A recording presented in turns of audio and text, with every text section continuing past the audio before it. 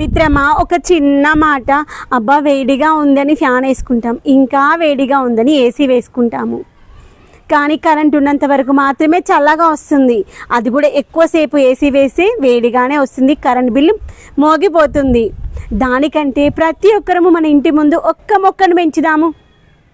మన రూమే కాదు, మన ఇంటి పక్కల మొత్తం చల్లగా పచ్చదనం కనిపిస్తూ కన్ను విందుగా కనిపిస్తుంది, మనసుకు హాయిగా ఉంటుంది, ఆరోగ్య సమస్యలు ఏమీ లేకుండా ఉంటాము.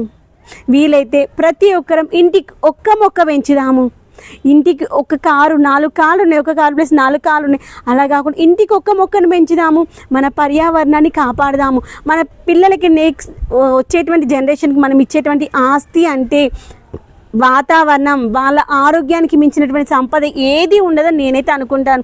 ఎంత ఆస్తులు కూడబెట్టిస్తే లాభం ఏంటి? ఆ ఆస్తులన్నీ తీసుకుపోయి హాస్పిటల్ వాళ్ళ చేతిలో పెట్టడం తప్ప వాళ్ళంటూ అనుభవించడానికి రూపాయి మిగలట్లేదు ఈ రోజుల్లో. అలాంటి పరిస్థితి రాకుండా ఉండాలంటే ఇంటికి ఒక మొక్కను పెంచుదాము. వీలైతే మనం తినడానికి కావాల్సిన ఆహారాన్ని మనమే తయారు చేసుకుందాము. వడ్లు పండించకపోవచ్చు, గోధుమలు పండించకపోవచ్చు, మనకు కావాల్సినటువంటి కూరగాయలు, ఆకుకూరలు, పండ్లు మనమే పండించుకుందాము. ఆర్గానిక్గా ఉన్నటువంటి ఆహారాన్ని తిందాము, ఆరోగ్యంగా ఉందాము, డాక్టర్కి దూరంగా ఉందాము, డబ్బులను కాపాడుకుందాము, మన ఆరోగ్యాన్ని మన చేతిలో ఉంచుకుందాము. నెక్స్ట్ పిల్లలకి మనం ఉన్నా లేకపోయినా ఆరోగ్యమైనటువంటి ఆ వాతావరణాన్ని కల్పిస్తాము.